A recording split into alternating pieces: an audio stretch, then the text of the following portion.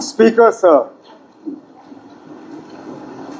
सफर तवील है, बोझ भी भारी है,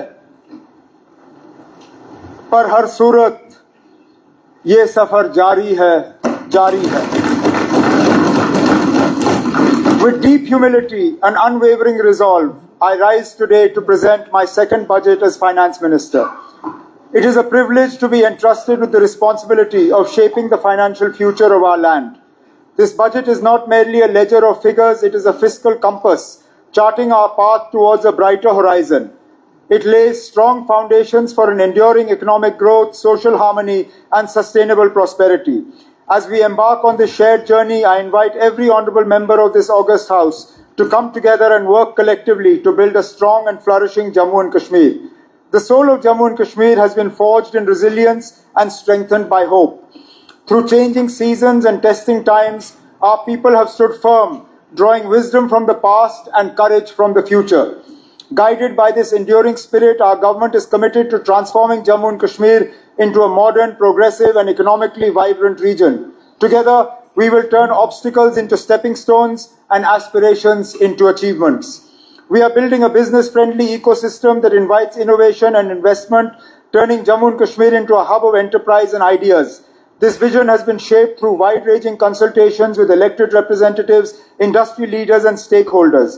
Their voices have enriched this budget and ensured that it remains people-centric. By engaging directly with every member of this House, we have laid the cornerstone of a new culture of participatory governance. The past year has been nothing but challenging for Jammu and Kashmir and for the entire nation. At the national level, we have seen our growth path suddenly challenged by geopolitical challenges. While the national economy is accelerating at 6 to 8% growth rate, we see our access to global markets being constrained by trade frictions. Even in Jammu and Kashmir, just as our economy was consolidating with renewed vigor, the barbaric terrorist attack at Pilgrim and its aftermath shocked us. The devastating floods in August and September have severely battered the Jammu region. These two calamities have further accentuated the fiscal challenges before us. All the sectors of economic activity, including tourism, handicrafts, horticulture and agriculture, are badly affected. There is substantial loss of jobs and business in all sectors, leading to financial distress on families. This budget gives us an opportunity to analyze these challenges incisively and respond to them resolutely by reforming with great vigor. This budget is anchored in the vision of inclusive and sustainable growth driven by fiscally prudent strategic investments across infrastructure, public service and governance. It seeks to bridge regions, unlock potential and create pathways of opportunity, especially for our youth and women who are the architects of tomorrow. Jammu and Kashmir's fiscal stress stems from high committed expenditure and limited own revenue capacity. Own tax and non-tax revenues cover only 25% of our budgetary needs. The geographical difficulties, structural constraints and inefficiencies, especially in the power sector, further accentuate this stress and lead to reliance on central support. To address this, my government has pursued fiscal reforms to enhance revenues, rationalize spending and improve fiscal transparency. While the GST rate rationalization undertaken by GST Council has dented our revenues, we have leveraged the analytical inputs from the Business Intelligence Unit or BIU, GST Network and the Bhaskaracharya National Institute for Space Applications and Geoinformatics, BISAC, to prevent leakages and ensure strong GST enforcement. We have deployed the e-Abgari portal and e-stamping to streamline excise administration and land registration. We also ensure transparent auctions to boost revenues. This has led to our own tax revenue and non-tax revenue rising to 10,265 crores and 4,964 crores respectively as of December 31st, 2025. While these figures are lower than last year's collections of 10,624 crores and 5,114 crores respectively, we are making sustained efforts to exceed last year's collections by 31st March. The government's fiscal stress stems from the committed expenditure on salaries, pensions and debt servicing, which alone account for nearly 60% of overall outlay. Hence, initiatives in debt management are being taken to lower high-cost liabilities and eliminate off-budget debt. We are strengthening debt sustainability by keeping all borrowings within approved limits and improving liquidity management. For the third consecutive year, we have enforced the austerity measures for curbing non-priority spending. my government is pursuing the power sector reforms to reduce losses and improve billing efficiency. We are expanding the consumer base and aerial punched cables and executing loss reduction works in all districts. These reform measures are expected to ease financial stress and lay the foundation for a fiscally prudent development path. Still, Jammu and Kashmir continues to face significant infrastructure deficits in areas like road connectivity, water supply, sewage, tourism and power. For addressing these challenges, substantial financial resources and continued support from the central government are essential.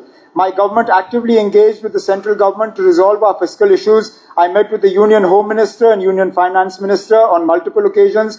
I am pleased to share that the central government has remained cognizant of our difficulties and consistently supported us through special assistance, for which we are grateful. This year, Jammu and Kashmir was brought under the ambit of the Special Assistance to States for Capital Investment, or the SASCI scheme. This decision reflects the confidence of Government of India in the reform orientation, financial discipline and execution capacity of Jammu and Kashmir. SASCI scheme provides us 50-year interest-free loans for undertaking capital investments and infrastructure projects. It has emerged as a transformative fiscal instrument as it emphasizes on substantive reforms in several key sectors by providing financial incentives for such reforms. My government has proactively leveraged this new opportunity. Under the untied allocation, 1,431 crores, we are accelerating execution of capital projects, including the hydroelectric power projects. Our capital works are aimed at strengthening infrastructure across critical sectors.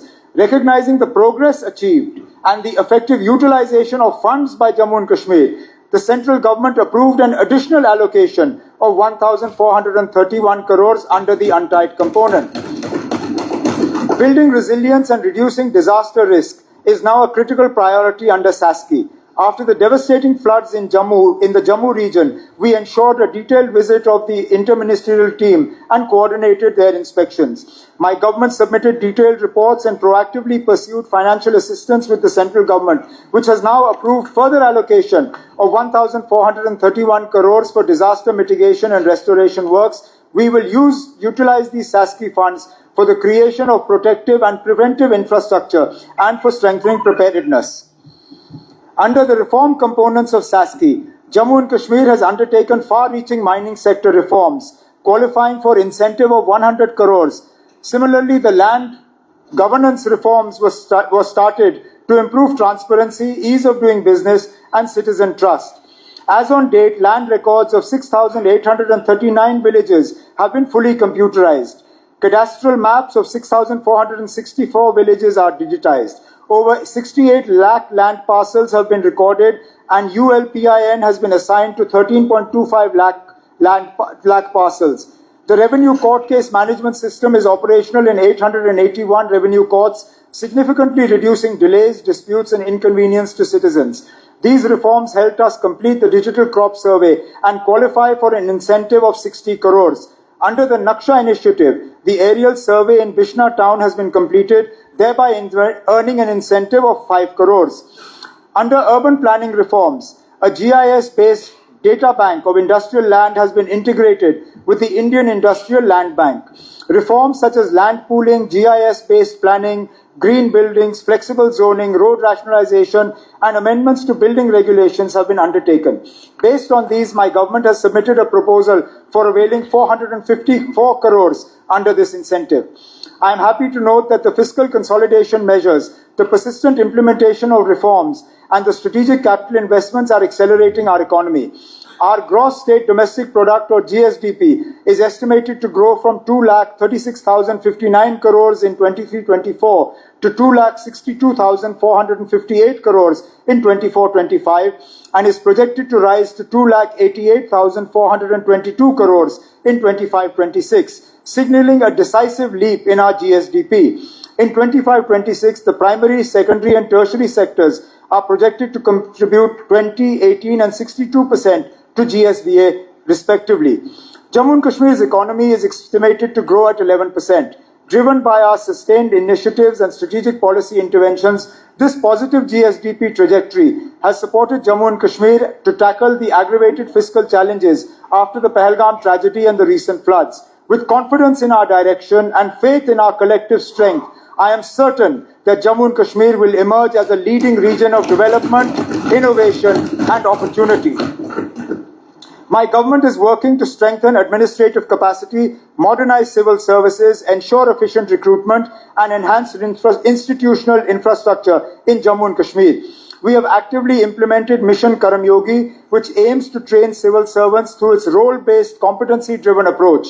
Out of 3.74 lakh employees, 1.25 lakh employees have been onboarded, and 53,073 employees are actively engaged in their training. My government has made employment generation a central pillar of its governance agenda. With a clear focus on speed, transparency, and merit in public recruitment, I am pleased to inform this House that 7,650 candidates have been appointed to government service during the year 2025, purely on the basis of merit through a transparent and technology-driven recruitment process, restoring faith of our youth in public institutions. I propose to fast-track the recruitment process for 23,800 additional posts, including 2,800 gazetted, 14,000 non-gazetted, and 7,000 Class 4 posts, so that these vacancies are filled in a strictly time-bound manner. In addition, 910 compassionate appointments have been provided during 2025, ensuring that families who have lost their sole breadwinners are able to cope with dignity, security, and hope. These measures reflect our firm resolve that every deserving youth gets a fair opportunity and that public employment in Jammu and Kashmir remains transparent, accountable, and accessible to all. My government is fully conscious of the long-standing aspirations of daily rated workers, casual and temporary workers who have served the administration for years under difficult conditions and with limited job security. Last year, a high-level committee was constituted to examine all legal, financial, and administrative aspects of regularization of daily rated workers so that a fair, transparent, and sustainable policy framework could be evolved. I assure this House that my government is committed to finding a just and humane resolution to this long-pending issue, and based on the recommendations of the committee, a structured and phased roadmap for regularization will be announced in the coming period. Our objective is to ensure that those who have devoted the prime years of their lives to public service are given dignity, security, and a stable future within the framework of law and fiscal responsibility. My government acknowledges the invaluable contribution of ASHA and Anganwadi workers, who form the backbone of our public health and early childhood care systems. Their dedication at the grassroots level, especially in reaching the most vulnerable sections, deserves our deepest appreciation. Government is committed to removing the impediments to ensure timely release of their honorarium. I am also pleased to inform this House that honorarium of vocational instructors has been enhanced, reflecting our commitment to recognizing the role of skilled educators in strengthening employability and vocational education. We have strengthened the infrastructure of our recruitment and accountability agencies. Construction of police stations for the Anti-Corruption Bureau in Jammu, Baramulla, and Anantnag will be completed by the end of the financial year. Similarly, the Jammu office of the JKSSB is nearing completion, and the construction of JKSSB building at Srinagar is expected to be completed by June 2027. My government has restored the Darbar move in a structured and modernized manner, reaffirming its importance as a unique administrative tradition that strengthens regional integration and participatory governance. The restoration of the Darbar move has already begun to revive economic activity in Jammu, benefiting transport operators, hospitality sector, small traders, service providers whose livelihoods depend on this seasonal movement of administration. My government is working to strengthen facilities and welfare measures for government employees associated with the Darbar move, including improved accommodation, better office infrastructure, digital connectivity, and enhanced logistical arrangements so that the move becomes more efficient, employee-friendly, and cost-effective. This approach ensures that the Darbar move is not merely symbolic, but a productive governance mechanism that supports both economic vitality and employee well-being. The agriculture and allied sectors are undergoing transformation through the interventions under the Holistic Agriculture Development Program and the Competitiveness Improvement of Agriculture and Allied Sectors project, backed by IFAD assistance. The focus has shifted from subsistence practices to a diversified, climate-smart and income-centric agricultural economy. The cultivated area has expanded from 12.71 lakh hectares to 22%, enhancing productivity and crop resilience. Protected cultivation has expanded, and 332 high-tech greenhouses and 848 polyhouses established over 29.84 hectares. These facilities have enabled enhanced cropping intensity up to 250% and reduced climate-induced risks. The area under oilseeds has expanded substantially from 1.4 lakh hectares to 2.1 lakh hectares, resulting in a doubling of oilseed production and reducing dependence on imported edible oils. Kisan Khidmat Gars or KKGs are empowering farmers by enabling technology-driven last-mile delivery. By 2025-2026, over 8 lakh farmers were onboarded onto Kisan Sathi and KKG apps, with 1,300 KKGs getting operational. By March 2027, universal digital farmer coverage is targeted through full integration of digital crop survey under PM Fasal Bima Yojana. 2.1 lakh farmers covering 75,732 hectares were registered during Kharif 2025, ensuring crop risk mitigation. Under Command Area Development and Modernization of Command Area Development, irrigation potential of 4.53 lakh hectares has been created by December 25, and further 16,207 hectare potential is proposed for 26-27. Mushroom cultivation has emerged as a high-return allied enterprise, with production increasing by 31% from 2,100 metric tons to 2,742 metric tons over the past 3 years through establishment of 227 mushroom units and distribution of 1.18 lakh compost bags. Apiculture has popularized, with honey production growing at 77% in 3 years to over 3,895 metric tons, aided by the distribution of 1.03 lakh bee honey colonies and establishment of 11 honey processing units. Under the High Density Plantation Scheme for Horticulture, about 1,119 hectares has been covered since 2017-18 till December 2025, with assistance of 139 crores. Further, 18,915 hectares are covered under medium density plantations. Our food production increased from 26.43 lakh metric tons in 23-24 to 26.92 lakh metric tons in 24-25. We aim to reach 29.72 lakh metric tons production by 29-30. Further, 1,455 hectares shall be covered during 2026-27 under the medium and high density plantation. A mega fruit nursery is commissioned at RS Pura, Jammu, with capacity of 5 lakh quality saplings of subtropical fruits. 2 elite nurseries or plant establishment quarantines are being developed at Martha in Udhampur and 11 in Anantnag for providing high quality planting material.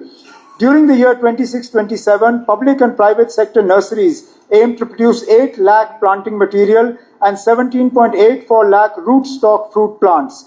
Further, 6 hectares of mother orchards, 15 hectares of rootstock banks, and 40 hectares of plant propagation units will be established during 26-27, further strengthening conservation efforts.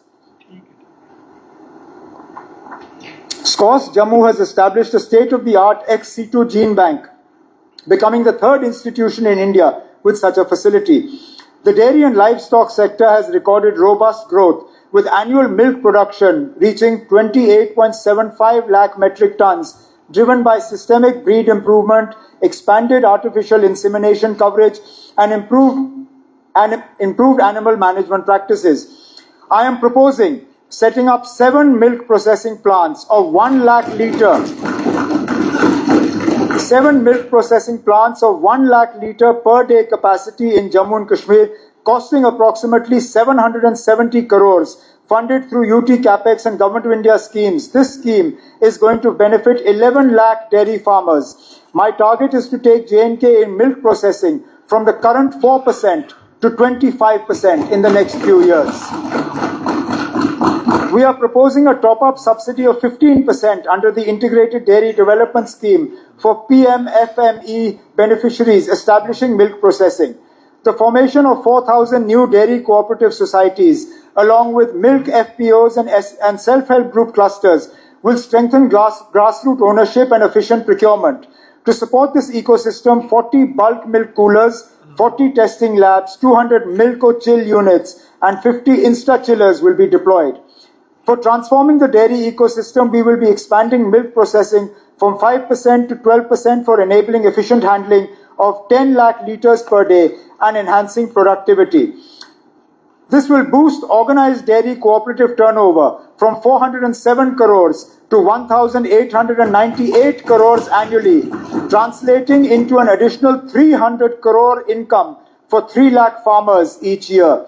With these interventions, annual milk production is projected to increase to 32 lakh metric tons and milk collection and chilling capacity expected to rise to 5.5 lakh litres per day by 26-27. The E-National Agriculture Market, or ENAM, platform has been successfully rolled out, enabling farmers to sell their agricultural and horticultural produce without physically bringing it to mandis.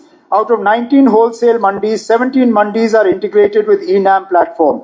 Since its inception in 2021, over 55,000 farmers, traders, FPOs, and commission agents are registered as cumulative and cumulative trade worth 1,721 crores has been conducted through ENAM up to December 2025.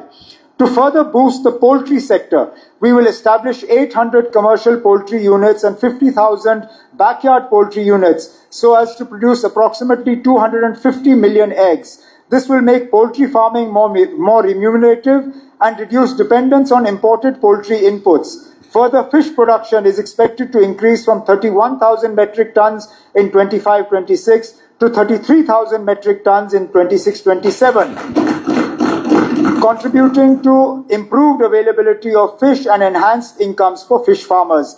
The agriculture and allied sectors has been allocated 1,878 crores under capital expenditure for 26-27. Under the Mahatma Gandhi Narega, 250.07 lakh person days were generated in 25-26. The construction of panchayat infrastructure is progressing steadily with 367 panchayat bhavans tendered, 354 allotted and 297 taken up. Under PMAY, 3.21 lakh houses have been completed, while construction of the remaining 14,000 houses is in progress. Soil and moisture conservation activities such as contour bunding, terracing, water harvesting and field protection works have been initiated under IWMP, resulting in treatment of 1,219 hectares of degraded land and completion of 369 conservation works covering 5,286 hectares in 25-26. Under the Lakhpati Didi initiative, 2,952 self-help group women have already become Lakhpati Didis. The remaining 32,048 potential households will be covered by June 2026 to enhance women's economic empowerment and rural enterprise. We will proactively increase the number of Lakhpati Didis by converging this initiative with Mission Yuva.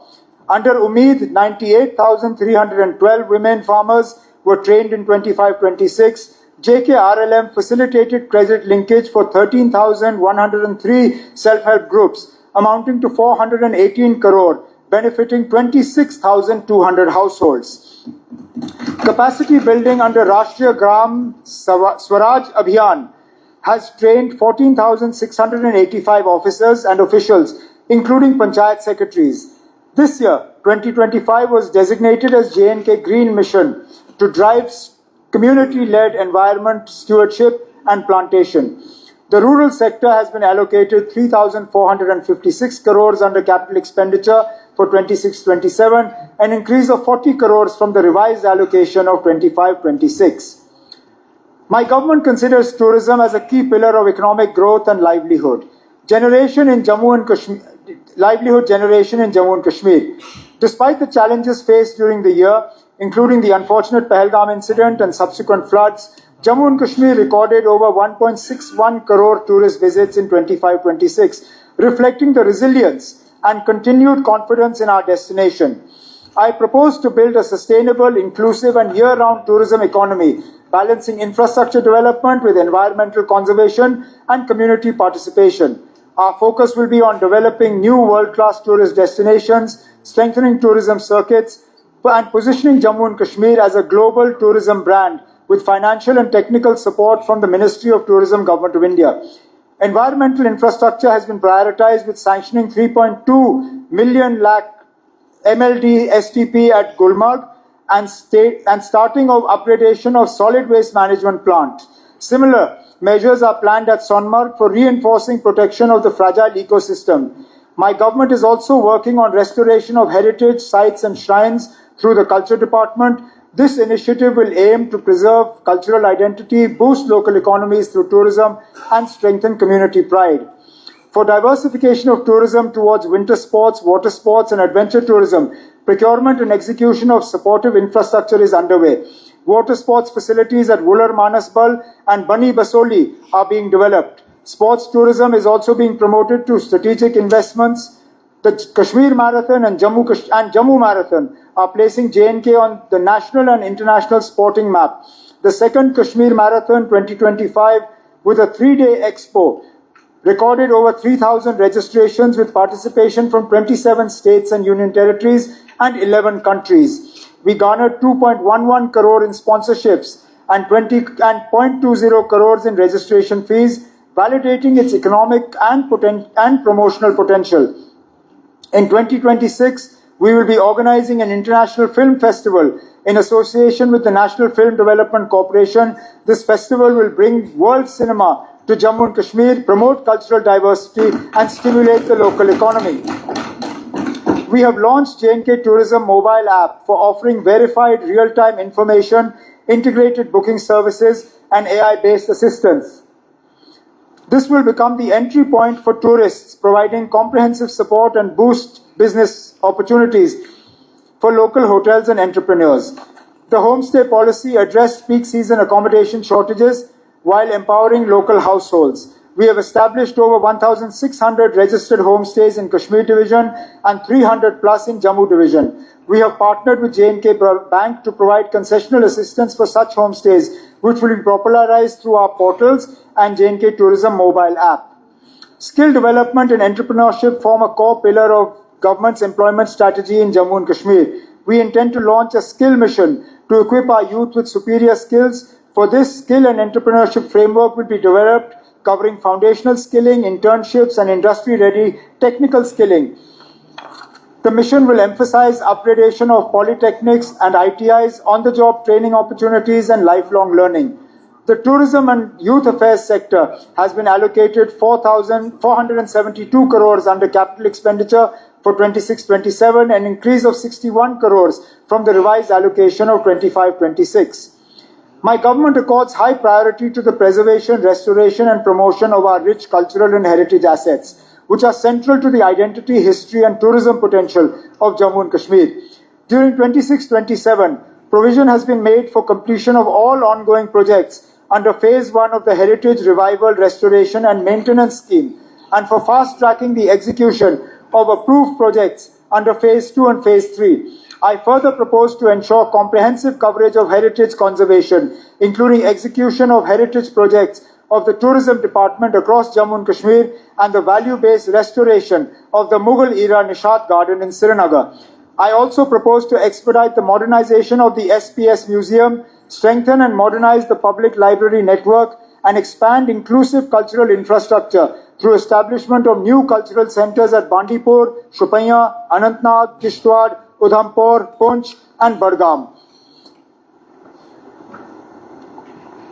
In addition, enhanced budgetary support will be provided to the J&K Academy of Art, Culture and Languages to promote youth engagement through cultural programs and national initiatives, ensuring that our cultural heritage remains vibrant, accessible and future-oriented. The Culture Department has been allocated 109 crores under capital expenditure for 26-27. Despite the challenging environment, the industries sector recorded strong progress during 25-26, reflecting investor confidence. Since 2020, 2,227 industrial units in the organized sector, involving an investment of 15,940 crores and generating employment for 73,827 persons, have commenced production. Investment grounding reached an all-time high of 5,260 crores till December 2025. Under the new central sector scheme of 28,400 crores, 971 applications involving 14,292 crores were registered, with 87% of new and expansion units commencing production. Claims of 403 crores were approved under NCSS, taking cumulative approvals to 840 crores. For the 2026-27, amendments to the J&K Industrial Policy 2130 are proposed to sustain industrial growth post-NCSS, ensuring continued employment and income security. My government is taking decisive measures to support medium and small enterprises and facilitate ease of doing business. I propose to introduce a self-certification scheme for MSMEs under which enterprises will receive a single in-principle approval with a 3-year grace period for clearances, enabling them to start operations without procedural delays and compliance bottlenecks. I further propose to extend incentives to SIC MSMEs at par with new industrial units so that viable enterprises are revived, existing jobs are protected, and business closures are prevented. Reimbursement of CGTMSE, Credit Guarantee Fund Trust for Micro and Small Enterprises, guarantee fees up to 10 lakh loans were approved with an allocation of 41.30 crores. Jammu and Kashmir secured the 5th rank in ease of doing business in November 2025. The first ever MSME health clinic was launched by IIM Jammu, covering 417 units, which focused revival plans underway for 70 sickness-prone MSMEs. MSME formalization surged, with Udyam registrations rising from 0.24 lakh in 2021 to 5.85 lakh in 25-26, and a target of 7.1 lakhs has been set by 2027. We received the National MS-EFC Excellence Award for online and timely MSME dispute resolution. The startup ecosystem expanded from 69 startups in 2020 to 1,342 in 25-26, including 490 women-led ventures. A new startup policy was launched and 18 startups were sanctioned, seed funding of 20 lakhs each. Over 1,100 ideas were generated through boot camps and outreach. Enhanced allocations are proposed in 26-27 for upgrading infrastructure in existing industrial estates to support MSMEs. Startup support will be strengthened through high budgetary allocations, incubators, and co-working spaces in Srinagar and Jammu. To sustain rural self-employment, higher allocation is proposed under the J&K Rural Employment Generation Program for the year 26-27. The handloom and handicraft sector provides direct and indirect employment for nearly 4.45 lakh individuals, primarily from economically weaker sections. GI certification capacity increased fivefold. 8 new crafts were GI registered in 2025 and 17 more are in advanced stages. We are strengthening QR code-based certification and testing infrastructure. We won the National ODOP Gold Award for the second consecutive year. Artisan credit card saturation is being pursued aggressively, with 21.06 crores disbursed to 1,011 artisans during 25-26. Our 4 artisans received national honours, including the Shilp Guru Award and the National Awards for Handicrafts. The industry and handicraft sector has been allocated 461 crores under capital expenditure for 26-27, an increase of 137 crores from revised allocations of 25-26. The Institute of Driving, Training and Research, or IDTR at Kot Balwal, will be made operational this year for professionalizing road safety in Jammu. The IDTR will be equipped with 7 automated driving tracks and state-of-the-art machinery, ensuring that every new driver is trained to the highest national safety standards. In parallel, the transition to automated testing stations, or ATS, is underway to ensure vehicle fitness and commuter safety while protecting the environment. This technology-driven approach involves electronic evaluation of brakes, suspension, and emissions, replacing manual fitness testing. Registration certificates have already been issued to private operators, with the first ATS operational since September 25. The Inspection and Certification Center at Samba will soon be commissioned to serve as a government sector hub for automated testing. JKRTC continues to provide uninterrupted transport for passengers and food grains and horticulture products, reinforcing its role as a reliable and resilient public transport and logistics provider. We need to strengthen inter-district transportation, particularly in rural and underserved areas, to provide reliable, comfortable and affordable services. The revival of Jammu and Kashmir Road Transport Corporation will be a key focus of 26-27. As part of a green mobility initiative under the PM E-Drive scheme, 200 electric buses are planned to be inducted with an estimated investment of 350 crores, replacing aging diesel fleets with modern zero-emission vehicles. To further strengthen JKRTC's commercial and logistical capacity, 50 new trucks will be procured under SASKI funding of 75.70 crore. The transport sector has been allocated 21 crores under capital expenditure for 26-27. While we are blessed with unique mineral wealth, it is important that it is harnessed transparently and sustainably. Hence, we are implementing the integrated mining surveillance system in collaboration with BISAC-N. This system will enable satellite-based monitoring of mining areas, generate real-time triggers on illegal mining activity, and share this with enforcement officers for prompt verification and legal action. The first phase of IMSS has been operationalized and over 110 triggers have been generated for technology-driven action for curbing illegal mining. To strengthen on-ground enforcement, e-challan machines have been introduced in collaboration with J&K Bank for issuing on-the-spot challans to violators. The first ever auction process for the 7 limestone mineral blocks in Jammu and Kashmir marks a significant step in implementing mining reforms. This will enable transparent digital auctions for mineral resource allocation and boost our revenues. The mining sector has been allocated 4 crores under capital expenditure, an increase of 2 crores from the previous year. Significant upgradation of health infrastructure in the recent years has improved public healthcare delivery and medical education. More than 4,000 health infrastructure facilities have been developed, including 15 medical colleges, 2 AIIMS, and 2 state cancer institutes. The new 160-bedded block at the Bone and Joint Hospital, Srinagar, with a cost of 140 crores, has been operationalized since July 2025. The commissioning of the 100-bedded Mother and Child Care Hospital at Lamberi, Rajouri, upgradation of SDH Bilawar to a 100-bedded facility, construction of a 50-bedded hospital at Sundarbani, upgradation of the 100-bedded hospital at Naushera, and the 125-bedded district hospital at Reshipura, Badgam has been accelerated.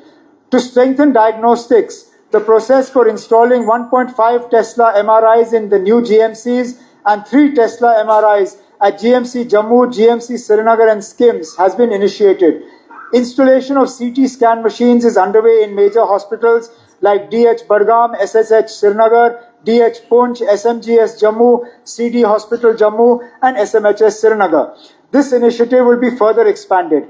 PET scan facilities will be installed at GMC Srinagar and extended to GMC Kathua during 26-27 to enhance cancer diagnostics. Mobile medical units and mobile dental units are proposed to improve outreach in far-flung areas. The Sehat app has been launched to enhance healthcare delivery by integrating services, providers and patients on a single digital platform. More than 16 lakh users have started seeking benefits on this app. Digital health and remote care are being upgraded with provision of 32 crores for establishing 80 telemedicine centers and enabling clinical consultation in far-flung regions. De-addiction OPDs are functional and 6 new facilities are under construction to expand de-addiction support. Construction of homeopathic college at Rakh Hoshiari, Kathua and Ayurvedic College at Amargarh, Sopore will commence in 26-27 to expand Ayush education and care options. All 523 Ayushman Arogya Mandirs dedicated to Ayush services have been fully operational across Jammu and Kashmir, providing Ayush therapies and preventive health interventions. Ayush infrastructure has been expanded by commissioning the 10-bedded integrated Ayush hospital at Jammu and government Ayurvedic hospital at Kulgam. Medical education has been strengthened. During the current year, 548 medical seats will be added, comprising 340 MBBS, 128 PG, 34 PG Ayurveda, and 46 DNB seats. AIMS Kashmir will be commissioned by June 2026.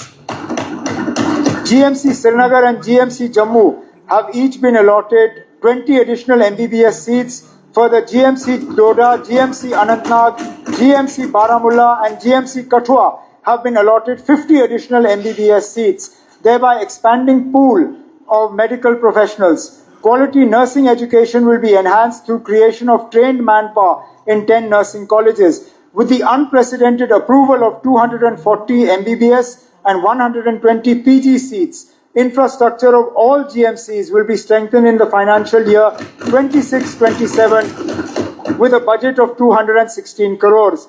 The health and medical education sector has been allocated 1,866 crores under capital expenditure.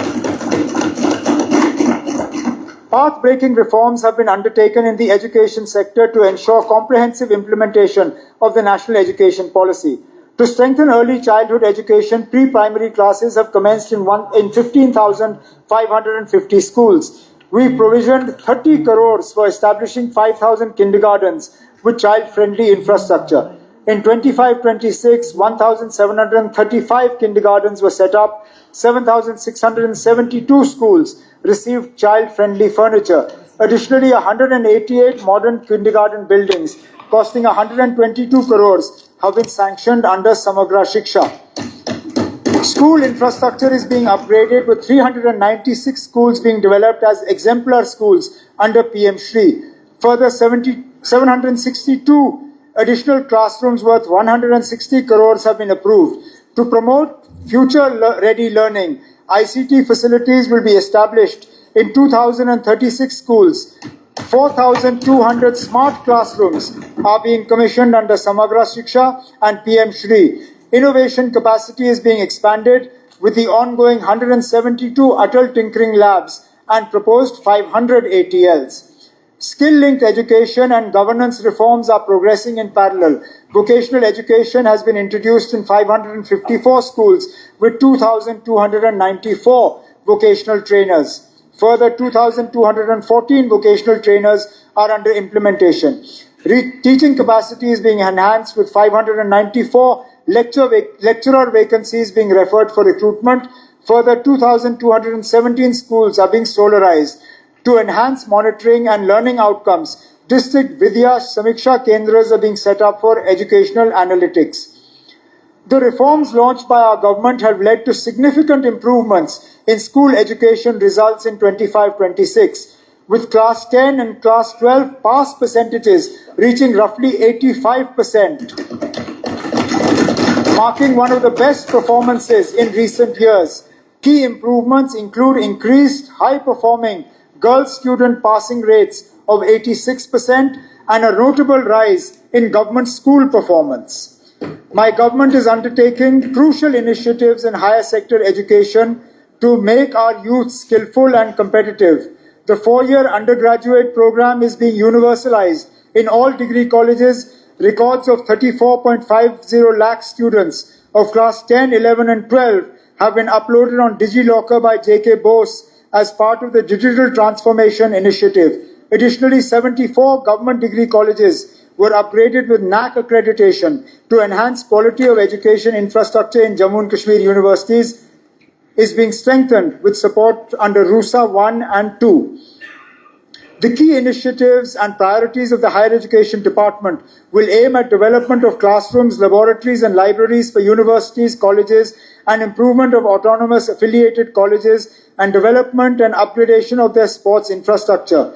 All colleges in Jammu and Kashmir are offering access to National Digital Library of India for faculty and students. Under the Sustainability Initiative, 494 buildings are proposed to be solarized at a cost of 50 crores. During the next financial year, 26-27, 5 college buildings at GDC Kakrayal, Katra, GDC Zainapura, GDC Vailu, Larnu, GDC Tulel, GDC Cheneni, and Architect College of Engineering, Jammu, shall be made functional. Further, construction of buildings at GDC Fiscal, Kazigund, Darhal, Verinag and Majalta will be completed during 26-27. The capital projects of government degree colleges at Kunjwani, Mandi, Ajas, Dadu Basantgarh, Marheen, Ramkot and Batot are being accelerated. A policy for establishment of private universities is being finalized to increase access to higher education and boost creation of skilled workforce. 4 research hubs in Jammu Division and 3 research hubs in Kashmir Division are being upgraded to expand research capacity in line with NEP aspirations.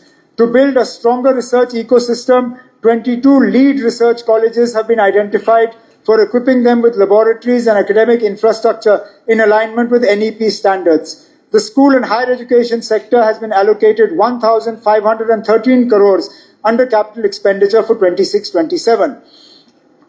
We will be undertaking a path-breaking initiative in science and technology sector by investing 30 crores to operationalize 2 non-functional industrial biotechnology parks at Kathua and Handwara. This will leverage institutional partnerships with SCOS Jammu and SCOS Kashmir and help these parks transform into vibrant research and entrepreneurship hubs by equipping them with advanced instruments and qualified scientific staff.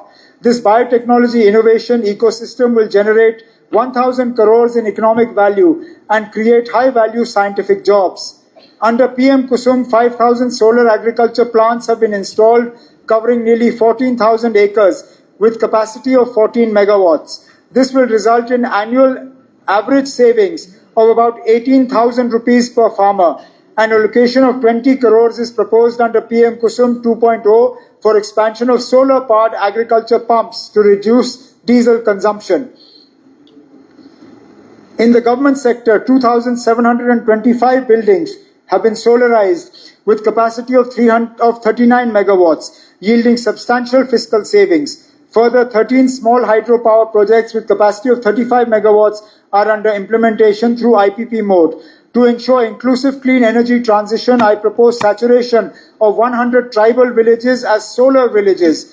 We will distribute 15,000 smokeless cook stoves and 11,200 solar home lighting systems to improve energy access and health outcomes in tribal areas. We are currently supporting 274 ongoing research and development projects and providing 130 scholarships to students from plus 2 level up to PhD for supporting higher education and research. To develop skilled manpower in emerging sectors, we propose skilling and placement linkages for approximately 2,000 youth in renewable energy, clean technologies and biotechnology. A major initiative proposed is the establishment of hydro-solar parks of 15 megawatts each to provide turnkey infrastructure for utility-scale solar deployment. This will reduce project risk and enable faster commissioning of solar projects. To accelerate clean technology adoption, we propose expansion of EV charging infrastructure, including solar-based charging stations and solarization of feasible government buildings. The science and technology sector has been allocated 177 crores under capital expenditure for 26-27, an increase of 42 crores over the previous year. My government is prioritizing youth development through an integrated approach to sports, culture, fitness and civic engagement. Modern sports infrastructure is being developed to ensure a bright future for young athletes. So far, 2 centers of excellence and 92 Khelo India centers have been established. Digital enablement will be operationalized to scale youth registrations on the My Bharat portal from 5.5 lakh to 20 lakh. We aim to build a digital athlete ecosystem with unique IDs, performance dashboards, verified certificates, and tracking from grassroots to elite levels. A structured tournament pathway has been institutionalized, and over 15.39 lakh students now participate at various levels, leading to 2,500 athletes representing J&K at the National School Games. Jammu and Kashmir successfully conducted the 5th edition of its flagship winter sports program, reinforcing its position as India's premier sports capital. We also hosted the first ever Khelo India Water Sports Festival, giving fresh momentum to rowing, kayaking and other water-based disciplines. The hosting of the 3rd Asian Pencat Silat Championship with participation of about 300 athletes from over 12 countries showcased J&K's organizational excellence. J&K athletes have delivered strong results with 11 gold, 9 silver and 18 bronze medals at the 69th National School Games and notable performances at international events including the Paris 2028 Paralympics. Over 29 lakh youth engagements were ensured up to December 2025 with large number of sports activities including 1 national event, 20 UT level championships, 5 major leagues and 338 community sports programs. Alongside flagship events such as the Jammu Cyclothon, Football and Cricket Premier Club Cups, South Kashmir Volleyball League, Snow Festivals and the 6th Khelo India Winter Games 2026 in Gulmarg and Srinagar. The Sports and Youth Affairs sector has been allocated 155 crores under capital expenditure for 2026, an increase of 17 crores over the previous year. Employment generation through entrepreneurship is a key priority of this government. To systematically promote self-employment across Jammu and Kashmir, we have launched Mission Yuva as a mission mode initiative anchored on the 4C framework of culture, capacity, capital and connectivity. Mission Yuva has achieved wide and deep grassroots outreach. The Mission Yuva app has recorded 2 lakh downloads with applications received from nearly 95% of panchayats across the Union Territory. So far, about 7,000 applications have been received and 55,000 DPRs have been prepared through a strong institutional framework at the district level. 27 business development units at the district level, 80 business helpline desks at the subdivisional level and 2,000 Yuva Doots at the grassroots are actively hand-holding applicants, supporting them through the entrepreneurial journey. As a result of this structured approach, 47,000 applications have been approved by the district-level implementation committees. 16,500 enterprises have been sanctioned by banks, with nearly 800 crores already disbursed in the first year of this scheme. Another 2,000 applications are under active processing with banks and are expected to be sanctioned shortly. Applications returned by the banks are reprocessed through a facilitative non-rejection mechanism supported by a dedicated business helpline. Capacity building remains integral to Mission Yuva. Over 8,000 entrepreneurs have completed structured training, while another 5,000 are currently undergoing entrepreneurship development programs. To ensure transparency, efficiency and accountability, Mission Yuva is supported by a comprehensive end-to-end digital dashboard enabling real-time monitoring of applications and outcomes. The Mission Yuva app functions as a one-stop digital platform for aspiring entrepreneurs, and it is already operational. In the coming year, the government will further scale up Mission Yuva through convergence with skilling, credit and market linkage initiatives supported by adequate budgetary provisions. Transforming the skilling ecosystem in Jammu and Kashmir forms a core pillar of the government's employment strategy. A comprehensive 4-track skill and entrepreneurship framework has been adopted, covering foundational level skilling at school level, a career launchpad for youth through minor skilling alongside graduation, internships, placement support, and accessible coaching. Industry-ready technical skilling through restructuring of polytechnics has been proposed under the proposed Skill University, upgradation of ITIs through PM Setu, and strengthening of on-job training under PM NAPS is also underway. These tracks will be enabled by a robust ecosystem comprising structured placement mechanisms, career guidance, and other assistance. 5 new ITIs will be developed as hub ITIs under the new central scheme, which will serve as specialized centers for advanced technical training, high-end skilling and industry-linked vocational education. To further improve labour welfare and grievance redressal, a toll-free helpline, Shram Mitra, has been established to provide timely support to workers. Infrastructure for labour mobility and social security is being enhanced through the construction of new labour sarais at Wanpo, Anantnag and in Rajouri, along with upgradation of Labour Sarai Kathua to provide safe night shelter for migrant labour. Additional Labour Sarais at Washbug, Pulwama and Bargam, A model labor sarai at Naushera are also in the pipeline. The labour and employment sector has been allocated 244 crores under capital expenditure, an increase of 98 crores from the previous year. My government remains committed to the resettlement and welfare of Kashmiri migrant families. We are accelerating the construction of 6,000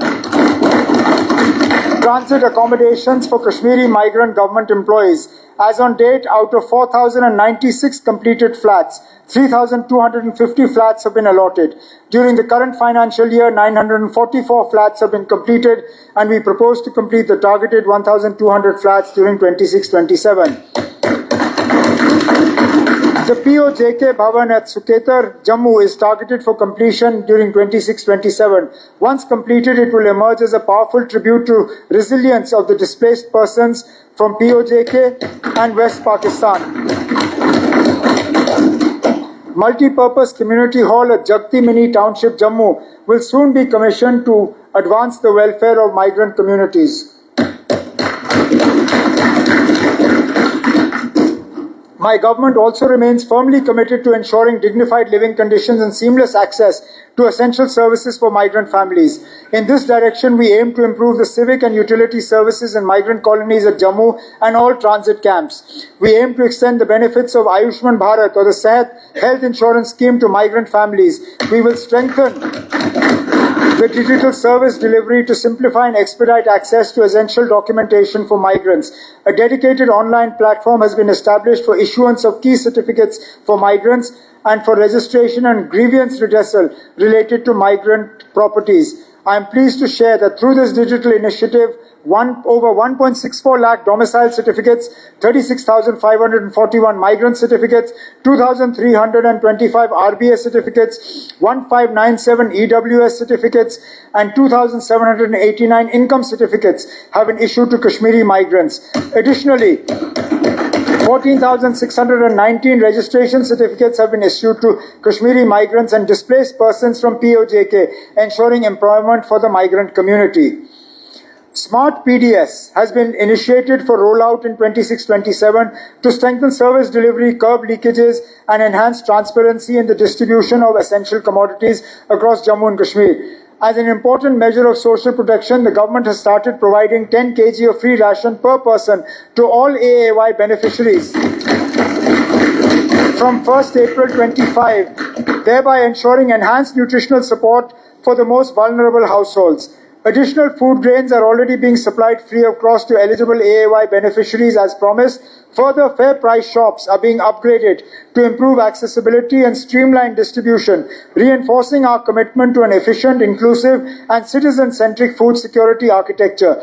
The food and civil supplies sector has been allocated 331 crores under capital expenditure, an increase of 57 crores from the previous year.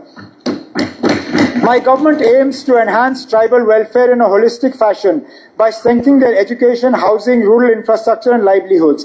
At present, 28 tribal hostels with a capacity of about 2,900 students are providing free boarding, lodging and education. Additionally, 26 hostels are under construction. We will commission 10 such hostels. In the coming months. Six Eklavya model residential schools are functional and over 260 smart classrooms have been established.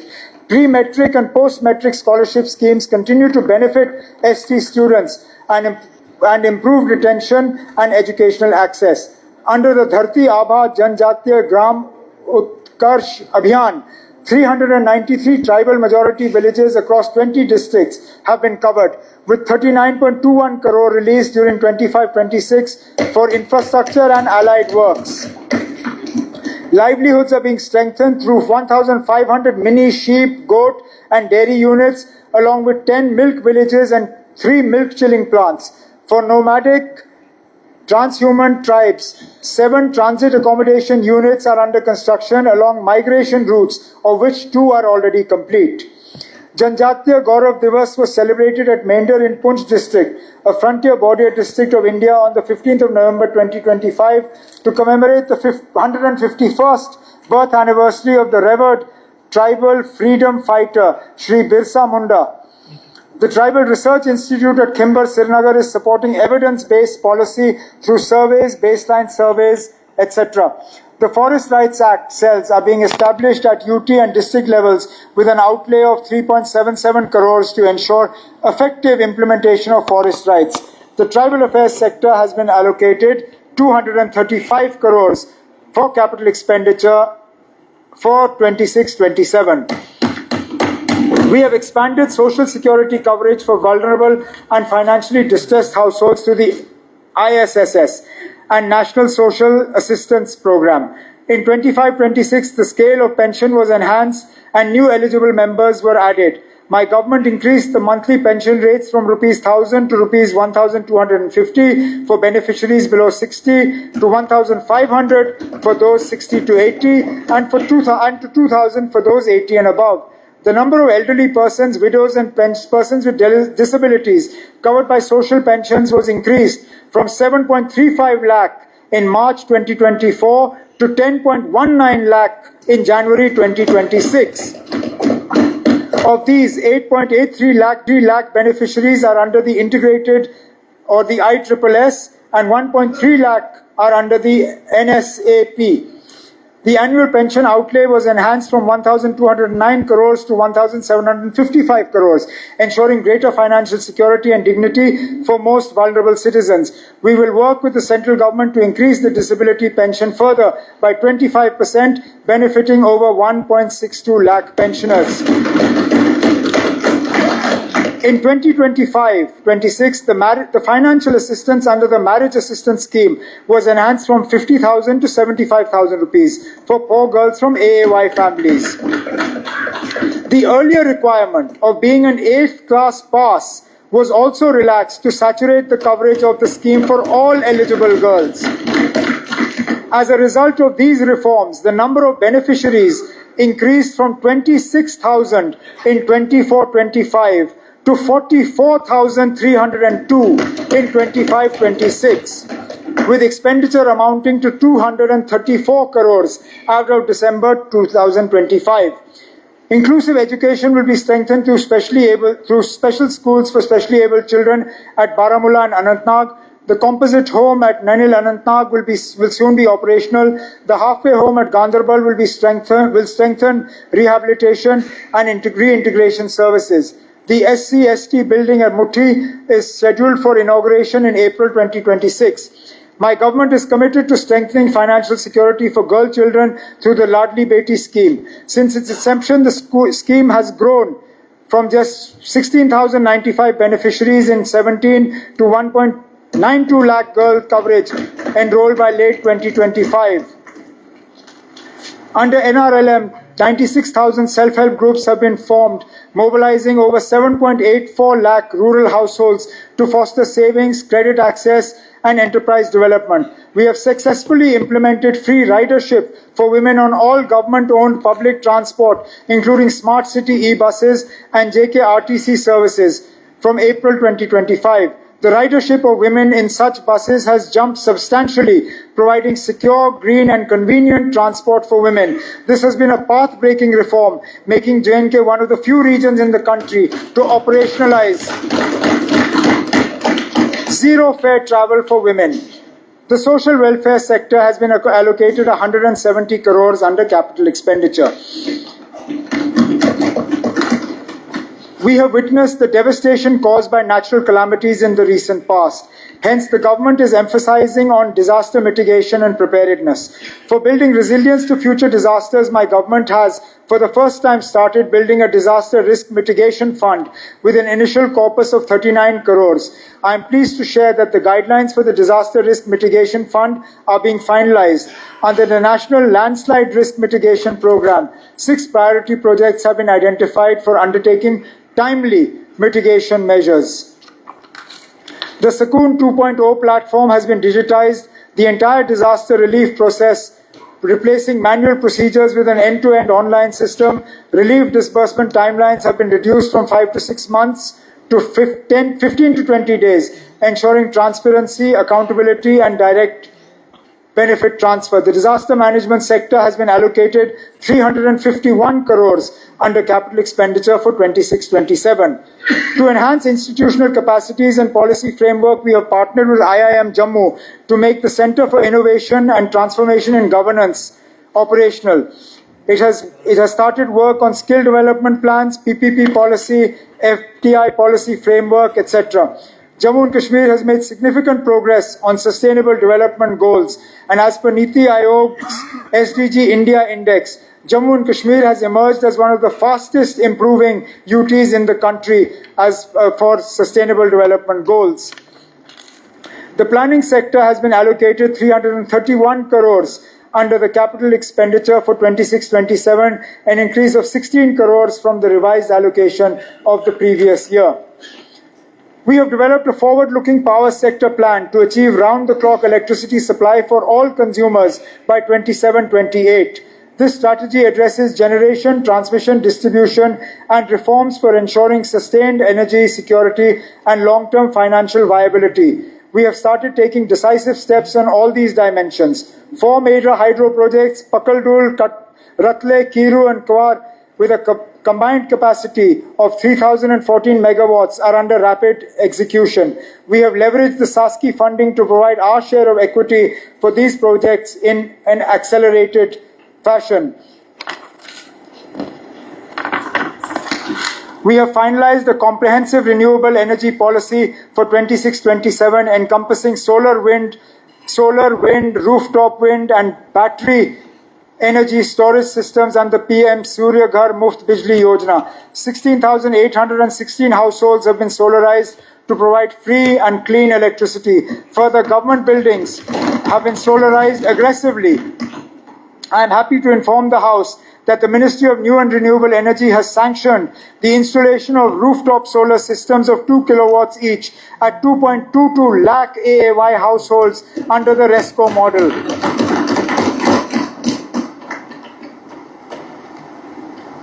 Special initiatives are being taken for strengthening power infrastructure along the Baltal and Pahalgam axis for the Amarnath Yatra through permanent underground cabling for ensuring uninterrupted and safe power supply. For strengthening transmission and distribution infrastructure, a record 5,708 MVA of capacity has been added to the distribution sector and 4,239 to the transmission sector over the last 5 years. My government is also focusing on loss reduction, service improvement, and enhanced consumer satisfaction. For this, installation of new and augmented distribution transformers, comprehensive HT-LT network improvements, strengthening of receiving stations, sub-transmission lines, and electrification of unelectric households in remote areas such as Kathua, Poonch, Rajouri, Gurez, and in Bandipur is being undertaken. We are installing smart meters to reduce AT&C losses and under-recovery in the power sector. Already with the installation of 10.44 lakh meters, losses have been reduced by 9%, while revenue has increased by 16%. During the last winter, the peak demand of 3,157 megawatts was met in December 2025. This year, J&K registered an all-time high peak supply of 3,362 megawatts. We have successfully improved the continuity of supply by reducing curtailments. The power sector has been allocated 1,718 crores under capital expenditure for 26-27. With commissioning of the Udhampur-Srinagar-Baramulla rail line, Kashmir has been connected with the rest of the country through all-weather train services, fulfilling a long-cherished dream. The first ever Food Corporation of India food grain freight train connecting Kashmir with the National Freight Network has been operationalized. Expansion and modernization of Jammu Tawi railway station and Jammu airport are progressing steadily. Jammu and Kashmir's road network is witnessing massive upgradation with an investment of 16,528 crores in construction and upgradation of expressways, national highways, two ring roads for Jammu and Srinagar city. 3 tunnels including Sonmarg have been completed, while 8 tunnels including the Zujila tunnel are at an advanced stage of completion. I express my gratitude to the central government for sanctioning 19 new national highway projects estimated at an estimated cost of 10,637 crores to further strengthen connectivity. Under PMGSY4, 2,400 unconnected rural habitations in Jammu and Kashmir will be connected. During the year 26-27, I propose to undertake macadamization and blacktopping of nearly 3,500 kilometers of roads.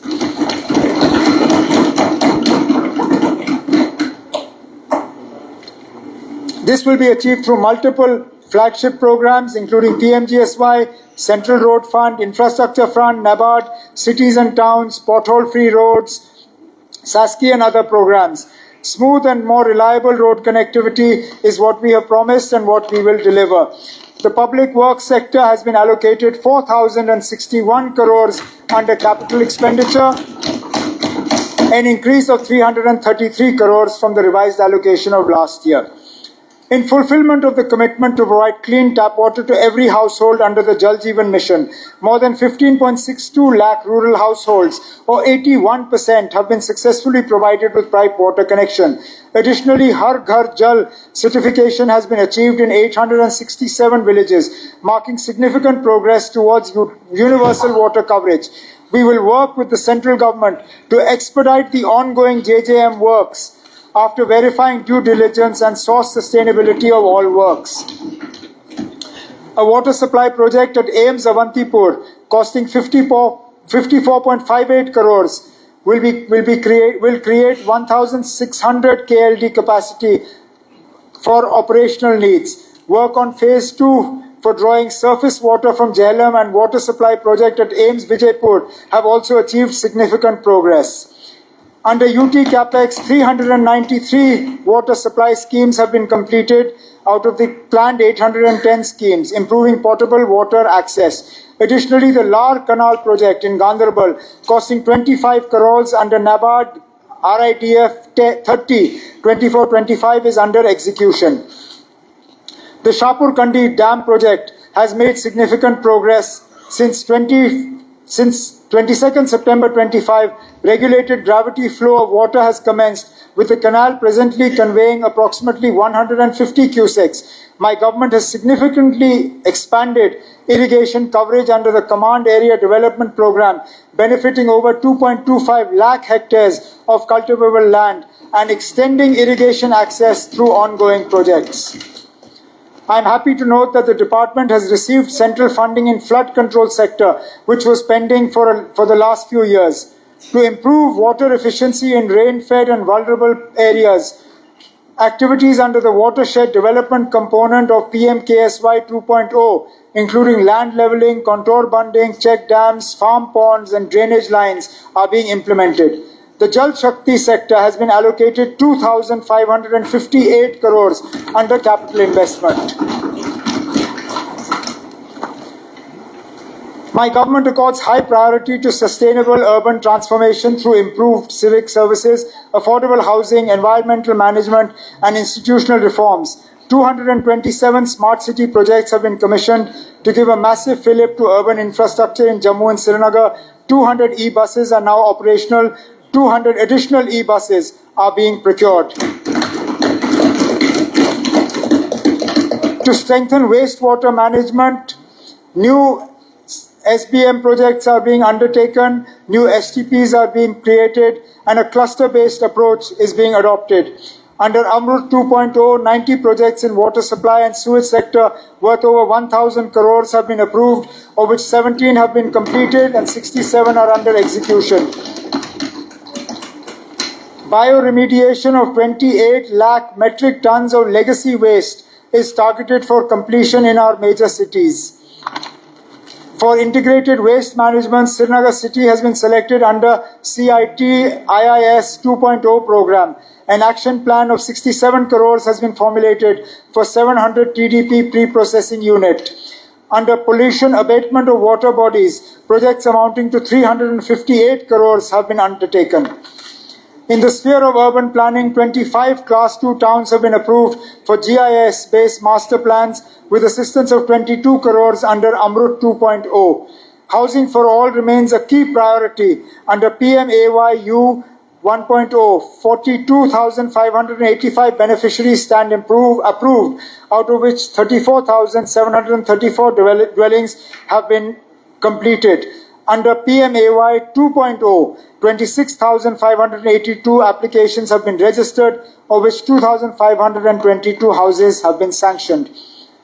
To improve urban infrastructure, investment is being made in parking spaces, bus stands, urban roads, sewage, drainage, slaughterhouses, civic infrastructure.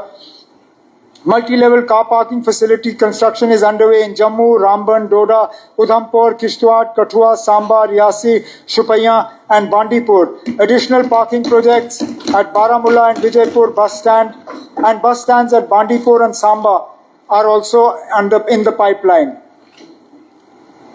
A flagship recreational initiative includes the development of an 11.64-acre water park at Jagti Nagrota in PPP mode, comprising water rides, resort, retail, and family entertainment infrastructure. This will be an important addition to Jammu's tourism infrastructure for the future.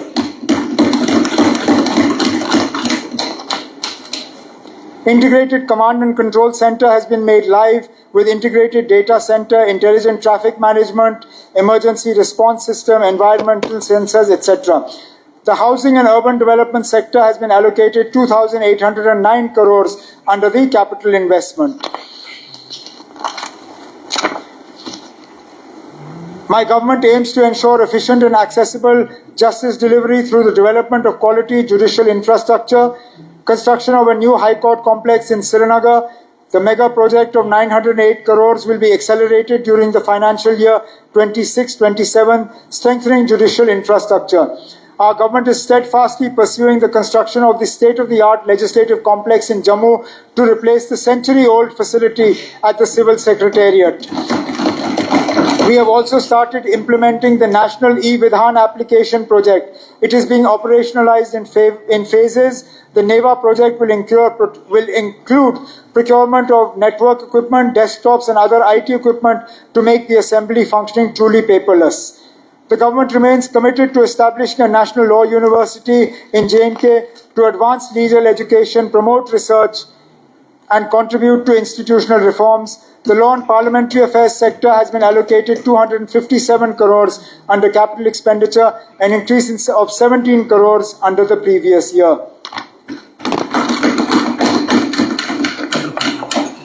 We are working on significant upgrades to the J&K State Data Center. The hiring of Meghraj Cloud Services is in process. Meghraj will provide infrastructure platforms, software and storage to government departments, enabling optimized ICT spending. It will also ensure data residency and robust security standards for public sector applications. My government is aiming to establish state-of-the-art IT and IT-enabled services parks in Jammu and Srinagar to attract and generate employment and create a robust technology ecosystem. This initiative emphasizes government, industry, academia collaboration. A center of excellence in AI has been sanctioned with an outlay of 20 crores over 4 years. This center is set to drive research and applications of AI in education and governance and regional security startup. The rollout of e-offices 2.0 up to Tehsil and block level has been institutionalized, institutionalized paperless governance. As of today, 21,972 users of 4,061 offices have been onboarded. The system has ensured transparent file movement, faster decision making, and improved administrative efficiency, reinforcing accountable and citizen-centric governance. To make government services more accessible, a centralized WhatsApp-based service delivery platform will be introduced. Citizens will soon be able to access 100 to 150 high-volume services across 15 departments through secure multilingual chatbots. My government will invest in advanced capacity building training for citizens and the Chief Minister's IT initiative program will be further strengthened to build future-ready talent pool capable of supporting a digital Jammu and Kashmir. The GAD information technology sector has been allocated 109 crores, an increase of 36 crores over the previous year. To promote afforestation, we have planted 510 lakh saplings over the last 5 years to expand tree cover. In 25-26, around 5,000 hectare area will be afforested and around 1 lakh saplings will be planted under various schemes. Demarcation and digitization of forest boundaries are being accelerated for protection of forest lands. We are targeting 19,752 installations and 55,056 surveys of boundary pillars. For development of wetlands and zoological infrastructure, 35 crores has been earmarked. Additionally, 25 crores has been earmarked for Wooler Lake, covering eco parks, shoreline protection, cultural walkways, cycling tracks, and recreational spaces. Wildlife conservation and rescue infrastructure are being strengthened. 24 enclosures are open to the public at Jambu Zoo, with 11 more planned, and new species like striped hyenas, zebra, rhino, red panda, and other primates are being added in a graded fashion. The forest and wildlife sector has been allocated 241 crores under capital expenditure, an increase of 60 crores over the previous year. Grain storage projects are being undertaken to create storage capacity at strategic locations. FCI has conveyed in-principle approval for leasing these spaces, thereby creating business opportunities for packs in fruit grain storage. 3 such storage projects of 1,000 MT at Rajbagh, Kathua, and of 2,500 MT each at Mirhama, Kulgam, and Turkpura, Kupwara are under construction. These facilities will improve price realization for farmers and ensure preservation of food grains. We have also fully operationalized 2 new schemes announced in last year's budget.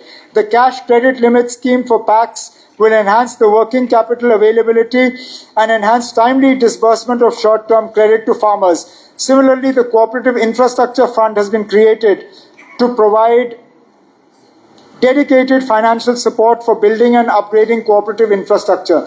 The cooperative sector has been allocated 27 crores under capital expenditure for 26-27.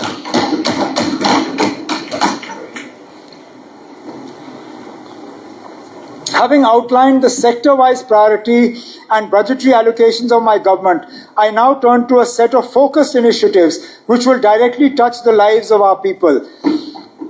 These measures reflect our commitment to social justice, inclusive growth, and targeted welfare, and are aimed at providing immediate relief and long-term empowerment to the most vulnerable sections of society.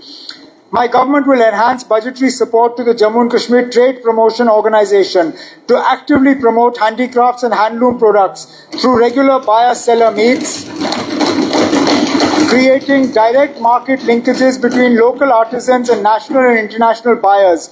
This initiative will strengthen market access, branding income opportunities for artisans, and help position Jammu and Kashmir's handicrafts as a globally competitive cultural and economic asset.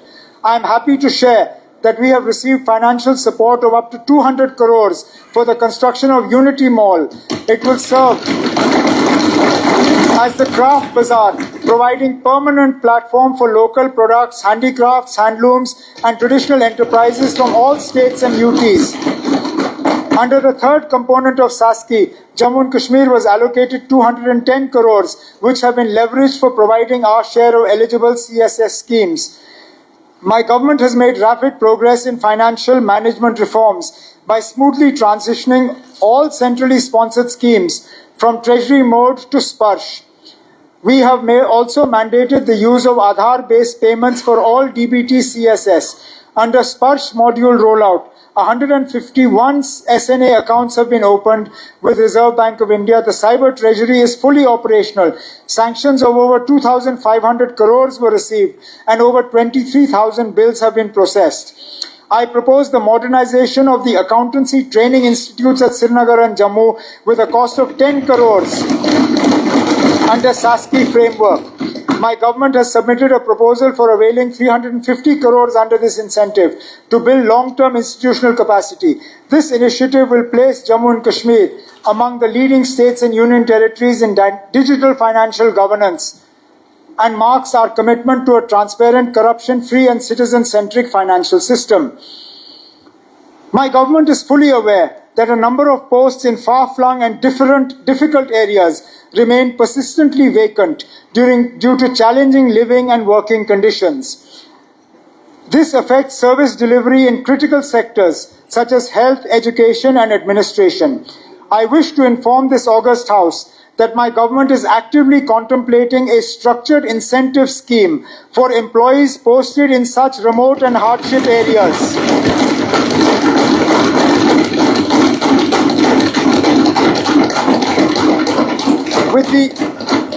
In such remote and hardship areas, with the objective of improving retention and ensuring equitable access to public services for those citizens living in the most difficult terrains.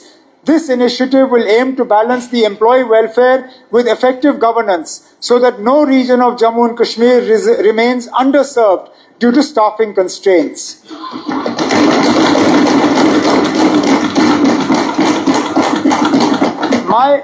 My government will ensure that all industrial units availing any form of government concession, whether in the form of subsidy, electricity or land, must give due priority to employment of local youth from Jammu and Kashmir.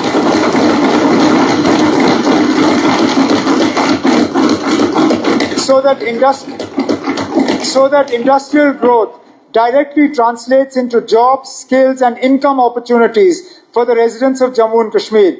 This policy will align investment with inclusive development, ensuring that the benefits of industrialization are shared equitably with local communities and contribute meaningfully to regional prosperity. To support horticulturalists, I announced the implementation of the restructured weather-based insurance scheme.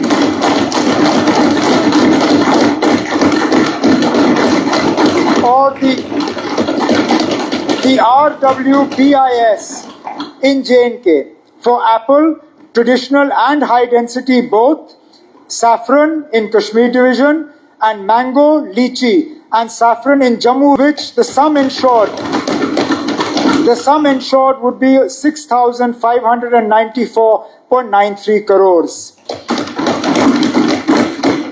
Currently, 68 controlled atmosphere stores with a combined capacity of 2.92 lakh metric tons are operational against the requirement of 6 lakh metric tons. An additional 15,000 metric tons of CA capacity is being added in 25-26 and 38,000 metric tons CA capacity is aimed in 26-27. To ensure balanced regional development and wider dispersal of CA storage infrastructure, I propose to focus top-up subsidy for such CA storage in districts other than the districts of Pulwama and Shupaiya, where CA capacity has now saturated. For achieving this target, 40 CA stores with an investment of 1,400 crores would be needed. Subsidy of 600 crores would be provided by the government and top-up subsidy shall be available to these CA stores starting from 26-27. The government will provide 25% top-up subsidy for popularizing micro and sprinkle irrigation systems. In the first instance, I have earmarked 116.86 crores for the purpose, which will improve and enhance water use efficiency by 60 to 80% and benefit farmers of 3 lakh hectare land. I am announcing the aromatic and medicinal plan mission with financial outlay of 150 crores. I am allocating 10 crores in the next financial year. This mission will leverage the vast natural resources of Jammu and Kashmir and substantially boost livelihood and income generation opportunities. Jammu and Kashmir has been importing high genetic breed animals from all over the world since the 1980s. But after a few years, we are left with crossbreed animals. Last year, 600 Dorper and Texel sheep from Australia and 40 bulls from USA have been imported. This process will go on in coming years. To ensure high genetic breed remains intact, my government will establish one embryo transfer technology lab in every district by investing 65 crores in a phased manner. I propose to further strengthen rural infrastructure, sanitation and livelihood by supporting converging and optimally leveraging various central government schemes with a special focus on achieving ODF plus status across rural Jammu and Kashmir. To ensure long-term sustainability of these assets, I further propose to leverage district capex funds from 26-27 onwards for engaging capable agencies for professional operation and maintenance of rural sanitation infrastructure so that these facilities remain functional, hygienic and community-owned. My government remains deeply committed to ensuring the safety, comfort and spiritual experience of pilgrims visiting the holy Sri Amarnath Ji Shrine. During 2025-26, over 200 infrastructure projects works for Sri Amarnath Ji Yatra were completed, improving safety and pilgrim experience. I propose to further modernize pilgrim infrastructure with an outlay of 180 crores during 26-27 in partnership with the Border Roads Organization to improve road connectivity, emergency response systems and logistical support. This initiative will ensure that the Sri Amarnath Ji Yatra becomes safer, smoother and more dignified for pilgrims from across the country. My government has launched the JKE Pathshala DTH channel to ensure universal access to quality education for students across Jammu and Kashmir, especially in remote and hilly areas. This free-to-air channel, broadcast through Doordarshan DTH, delivers curriculum-aligned classes from class 1 to 12 without dependence on internet connectivity. 2 dedicated digital studios have been established and over 300 educational videos have already been produced. From next year, we will also develop a class-specific channel through e-Pathshala initiative, which would greatly complement the efforts of our teaching community. My government will introduce indoor games such as chess and carrom facilities in all government schools of J&K to promote holistic development of students. This initiative aims to strengthen cognitive skills, strategic thinking, concentration and decision-making abilities. An amount of 18 crores has been earmarked for this purpose. I propose to upgrade 1,000 Anganwadi centers into modern Bal Vidyalayas at a cost of 72,000 per center, with improved learning spaces, child-friendly infrastructure and enhanced safety standards, so that our youngest children receive a nurturing and stimulating educational environment. I further propose to construct 127 new Anganwadi centers, one in each CDPO block, to bridge critical infrastructure gaps and ensure every child has access to quality early childhood care and nutritional services.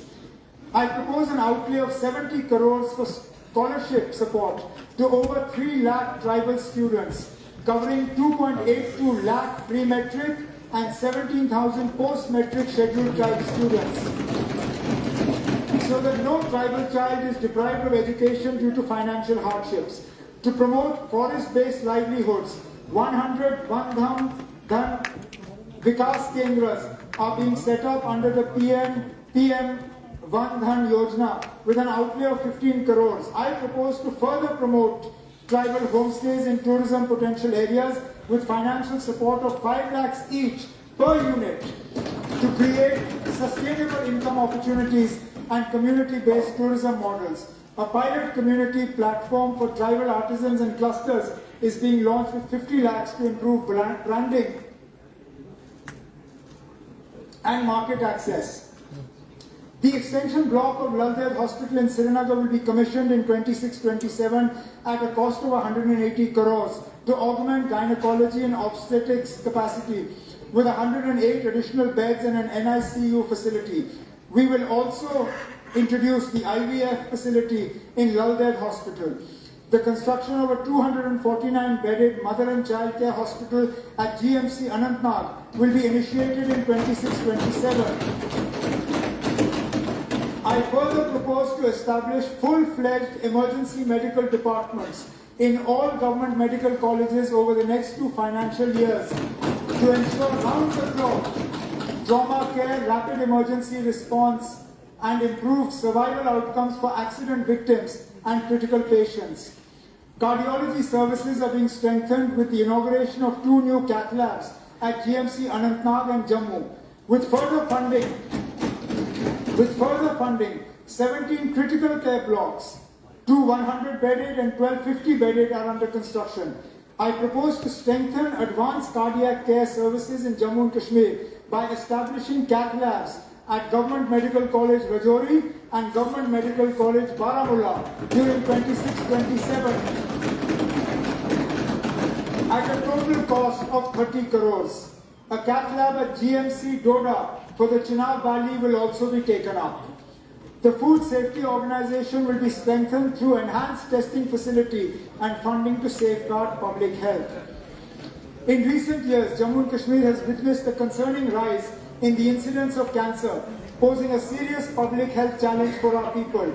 Recognizing the urgency of this issue, my government will roll out a cancer control strategy for J&K in collaboration with NITI Aayog and ICMR. The focus will be on implementing various interventions and strategies for management of cancer in Jammu and Kashmir and will include collaborations for infrastructure development, training and capacity building.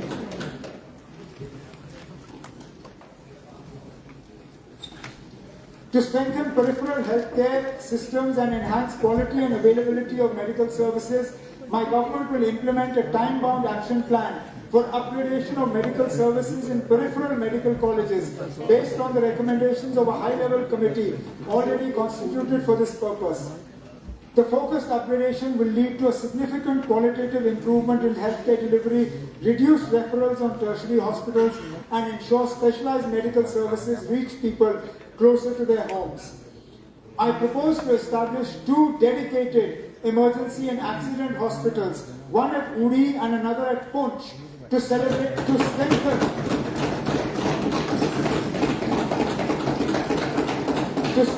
critical healthcare infrastructure in border areas which are prone to shelling, cross-border incidents and natural emergencies. These hospitals will be equipped to provide 24/7 trauma care, emergency surgery and critical medical services, ensuring rapid medical response during accidents, disasters and security-related incidents. I also propose the purchase of bulletproof ambulances for border districts, starting with 2 ambulances for Punch and Tangdhar in the next financial year. Last year we had started the free bus service for ladies. I propose to extend this year. I propose to extend the free government transport facility to persons with disabilities. This initiative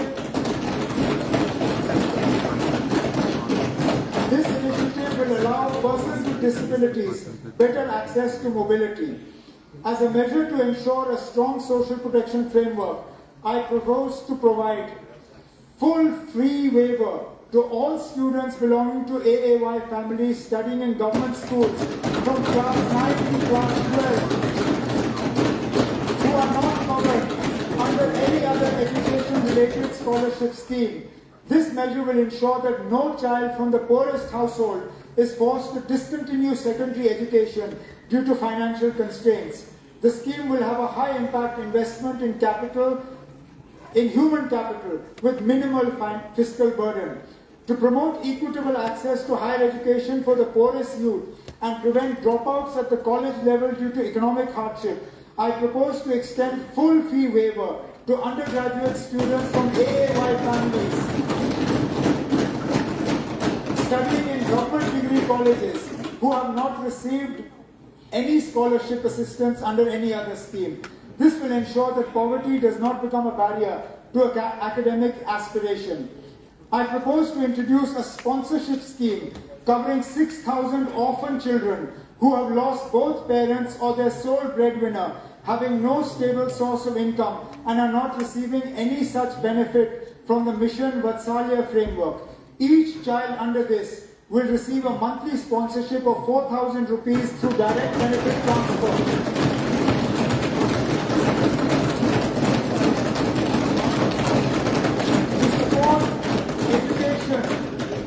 nutrition, healthcare, and basic living needs. This initiative reflects our government's commitment that no child shall be left behind due to circumstances beyond their control. To reduce the household energy burden on vulnerable families, improve health outcomes by discouraging use of solid fuels, and protect poor households from inflationary pressure, I propose to provide 6 free gas LPG cylinders per year.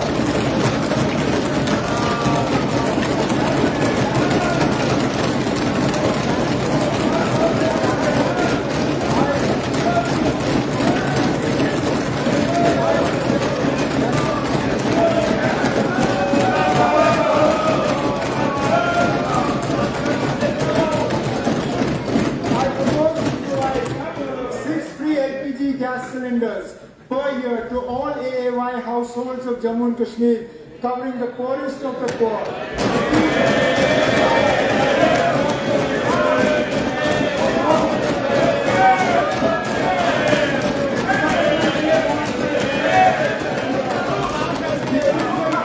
The financial year 25-26 was for 1,40,310 crores and 1,12,310 crore net of WMA of 28,000 crores. During the course of the year from 1st April 25 to 31st March 26, an amount of 3,077.04 crores shall be withdrawn in excess of grants in respect of demand number 1, General Administration, 2, Home, 6, Power Development, 7, Education, 8, Finance, 10, Law, 20, Tourism, 32, Horticulture, and 36, Cooperative out of the Consolidated Fund of Jammu and Kashmir to defray expenses on services and purposes required during this purpose. This had been largely necessitated due to expenses related to Darbar Move TA, salary arrears, purchase of vehicles, etc. My government is dedicated to expanding social security for the most vulnerable sections of society while enhancing J&K's competitiveness in the national economy through grassroots level reforms. This budget not only strengthens welfare measures but also drives transformative programs to accelerate infrastructure development, productivity and economic growth, ensuring a more prosperous and inclusive Jammu and Kashmir. We need to ensure that this is done in a fiscally prudent manner. We need to explore every avenue for upscaling revenue generation while enhancing social protection for the poor. We need to ensure cost savings through austerity measures and efficiency measures.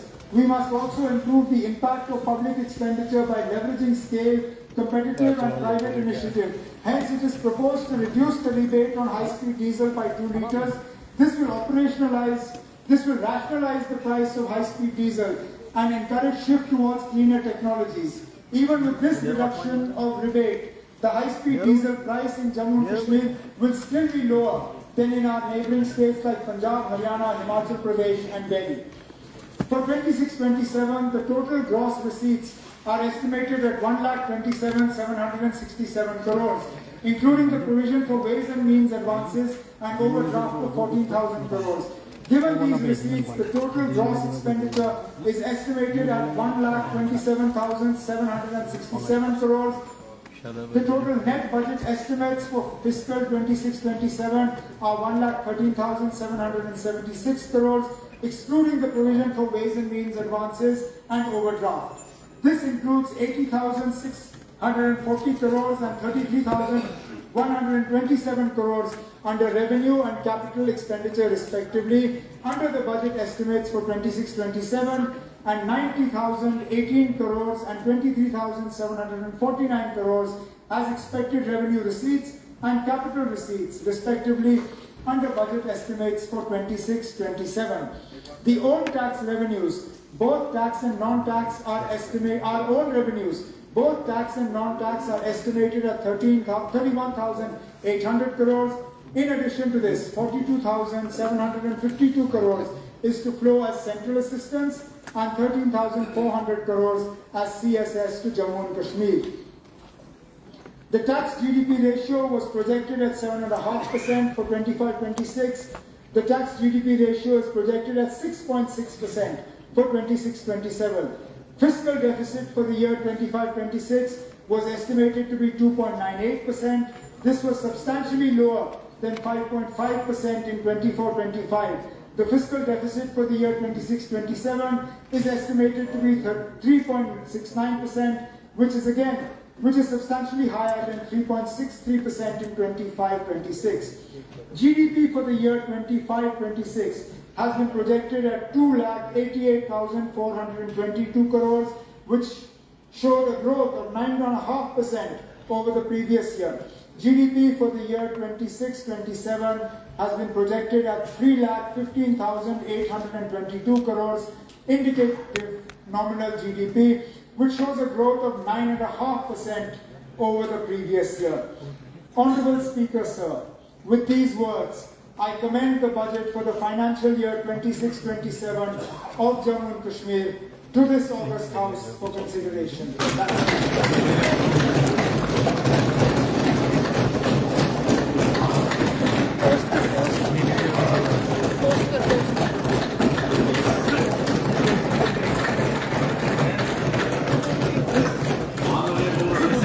Chief minister की budget तकरीर आपने सुनी, इसकी copy ऐवान की मेज पर रखी जाती है।